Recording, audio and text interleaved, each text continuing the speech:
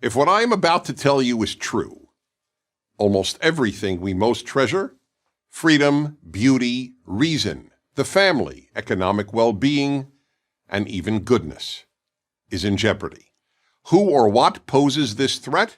The answer is the most powerful ideology of the last 100 years, leftism. Not liberalism, leftism, or if you prefer, progressivism. Leftism destroys everything it touches. Here are just a few examples. 1. The universities. Perhaps the most obvious example, one that many liberals acknowledge, is the left's near destruction of most universities as places of learning.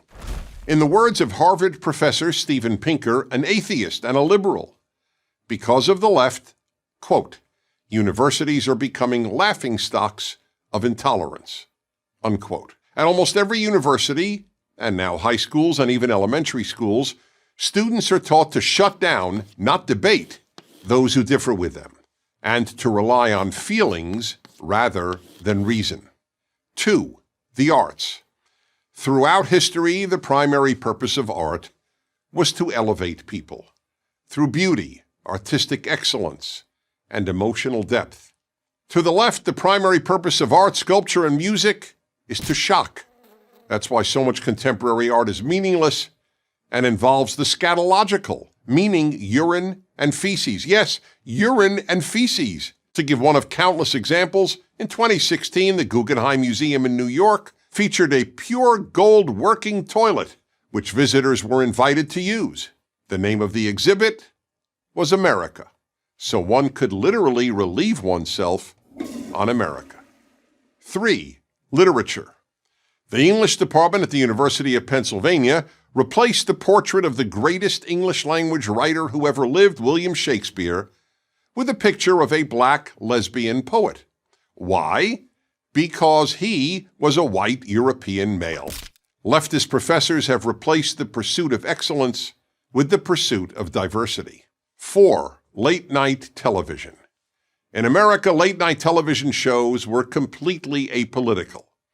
The hosts believed their role was to entertain viewers and offer them relief and laughter after a difficult day. No longer, you cannot watch late-night television if you just want to be entertained. Late-night TV is now left-night TV. 5. Religion. The left has ruined much of mainstream Protestantism and Catholicism and non-Orthodox Judaism, which are now little more than left-wing organizations with religious symbols. In many churches and synagogues, one is more likely to hear the clergy talk about political issues than about any other subject, including even the Bible. 6. Free speech.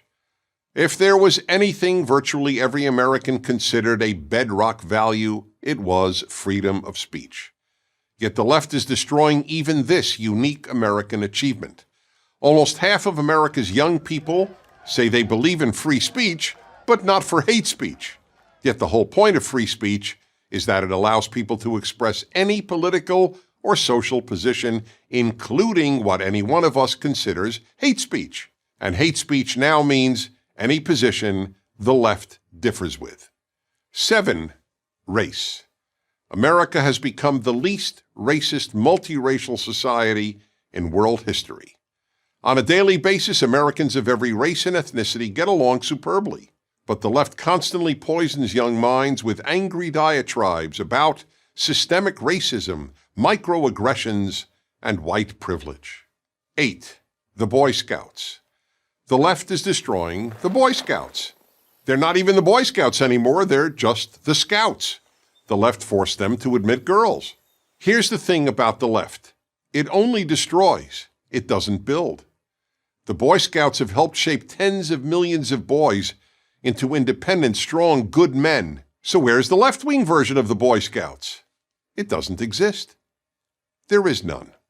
9. Male-female. In some ways, scariest of all, the left is committed to ending male and female as distinct categories. Children are increasingly raised not to think of themselves as a boy or a girl. Teachers are told not to refer to their students as boys or girls, just students. In New York City, Parents do not have to check off male or female on their newborn's birth certificate. They can check off X. All this imposed gender confusion can only end up producing confused people and a confused society. So why does the left engage in so much destruction? Because it thinks America is essentially a bad country. But America is only bad compared to utopia. And the left is utopian. I'm Dennis Prager.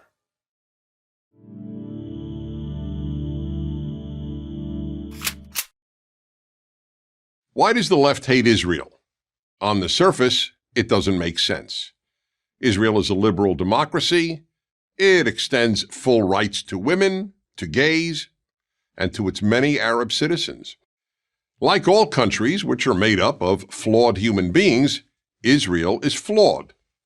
But compared to most countries, not to mention its neighbors, it is a civil rights paradise.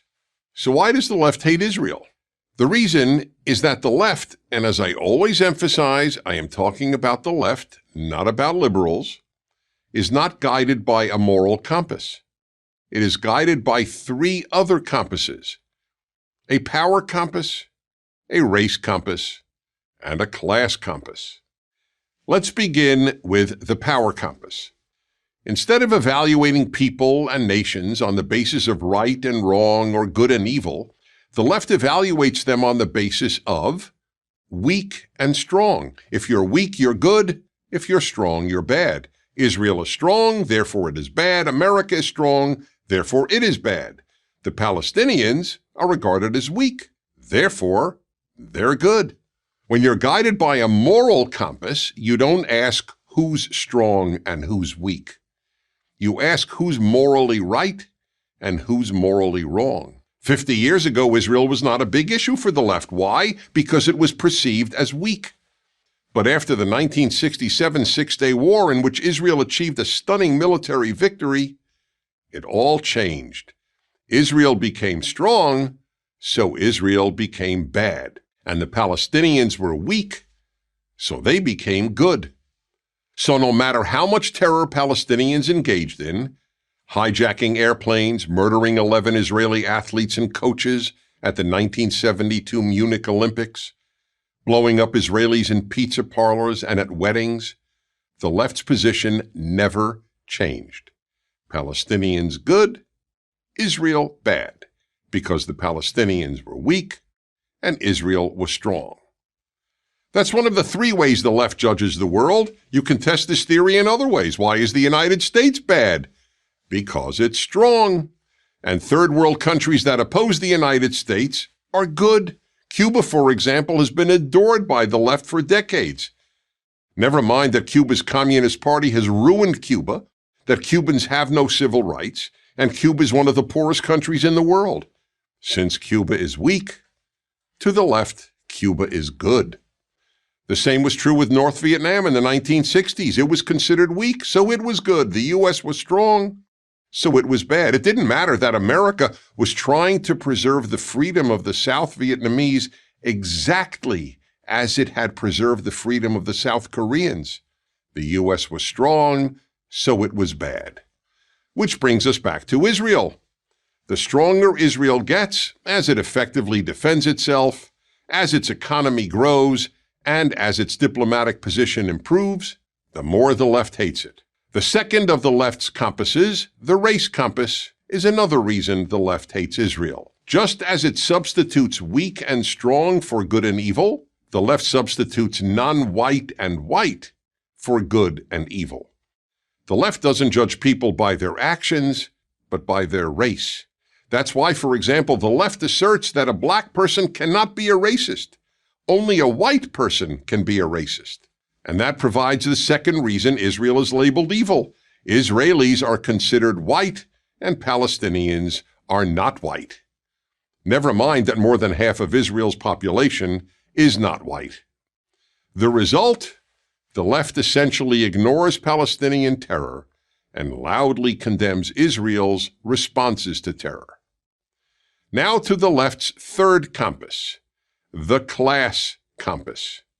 This is the third way in which the left replaces traditional Western and Judeo-Christian categories of good and evil. Instead of judging people's actions by the same moral yardstick, that of good and evil, the left judges people's actions based on their economic class. Rich people and rich nations are bad, poor people and poor nations are good. This began with Karl Marx, who divided the world by economic class, not moral behavior. To Marx and to Marxism, good and evil is entirely class-based. Good is defined as workers, evil as owners. And that is the third reason for the left's hatred of Israel and of America. They are both wealthy. As fewer and fewer people perceive the world in terms of good and evil, substituting a power, race, or class compass for a moral compass, you will inevitably get more evil and more hatred of the good, beginning with Israel and America and ending with Western civilization. I'm Dennis Prager.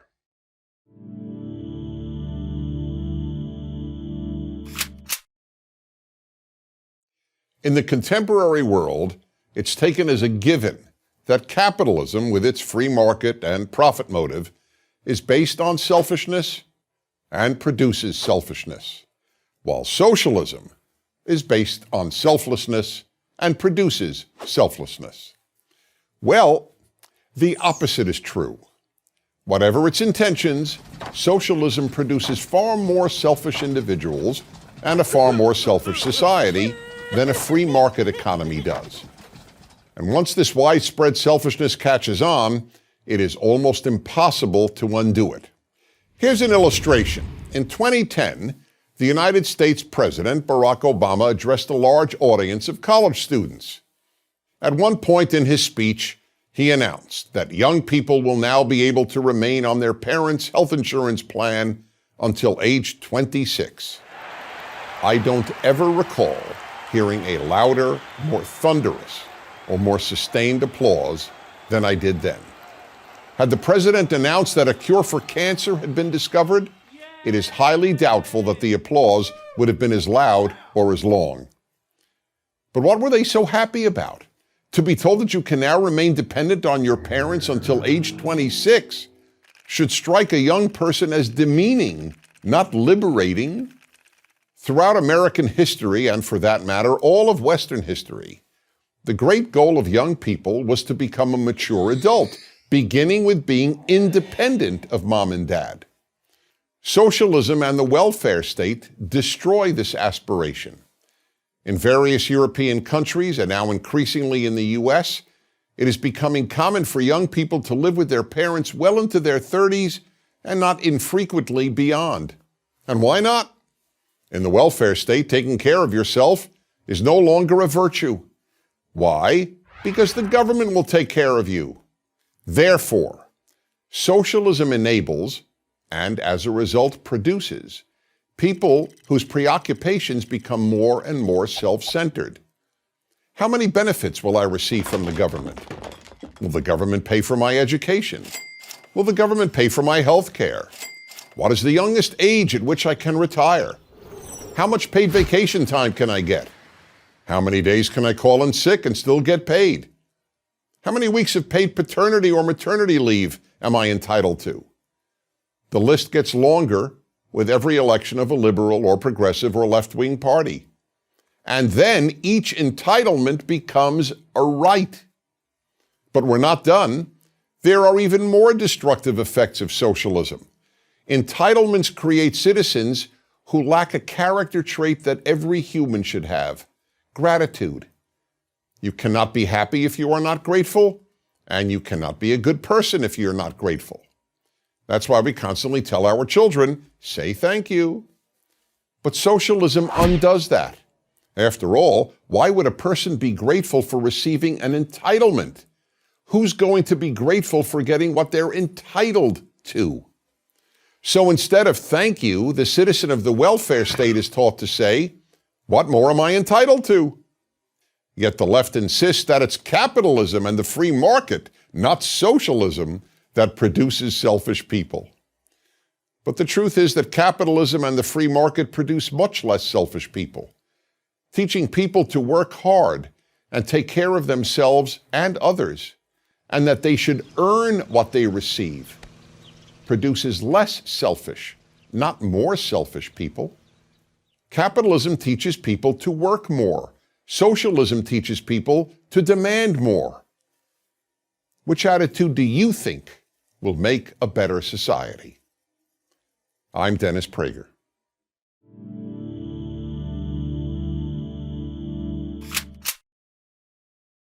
What's the difference between a liberal and a leftist? This question stumps most people because they think liberal and left are essentially the same. But they're not. In fact, liberalism and leftism have almost nothing in common. But the left has appropriated the word liberal so effectively, almost everyone, liberals, leftists, and conservatives, thinks they are synonymous. But they're not. Let me offer you 6 examples. 1. Race. This is probably the most obvious difference between liberal and left. The liberal position on race has always been A, the color of a person's skin is insignificant, and B, those who believe race is significant are racists. Meanwhile, the left believes the very opposite. To the left, it's the liberal attitude toward race. It's unimportant. That is racist. That's why the University of California officially lists the statement, "There is only one race, the human race," as racist. And liberals have always been passionately committed to racial integration, while the left is increasingly committed to racial segregation, such as all-black dormitories and separate black graduations at universities. 2. Capitalism. Liberals have always been pro-capitalism because liberals are committed to free enterprise and because they know capitalism is the only way to lift great numbers of people out of poverty.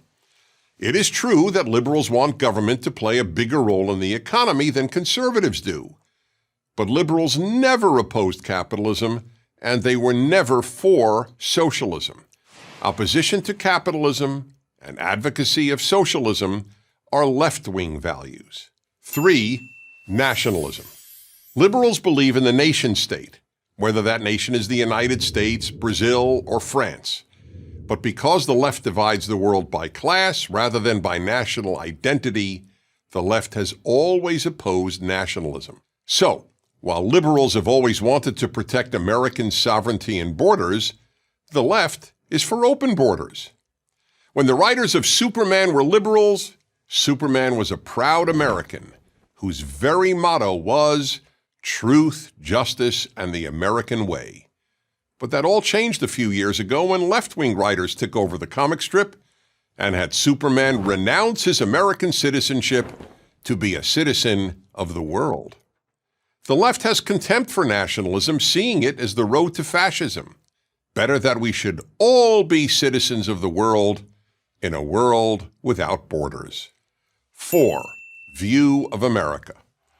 Liberals have always venerated America. Watch American films from the 1930s through the 1950s, and you will be watching overtly patriotic, America-celebrating films, virtually all produced, directed, and acted by liberals. Liberals were quite aware of America's imperfections, but they agreed with Abraham Lincoln that America is the last best hope of Earth. The left, however, believes the left is the last best hope of Earth and regards America as racist, sexist, homophobic, xenophobic, violent, and imperialistic.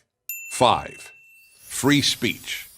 No one has been more committed than American liberals to the famous statement, "I wholly disapprove of what you say, but I will defend to the death your right to say it."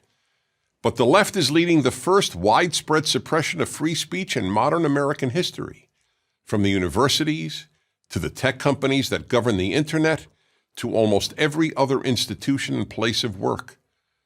Of course, the left claims to only oppose hate speech, but putting aside the fact that the left deems hate speech anything it differs with, protecting what you or I might consider hate speech is the entire point of free speech.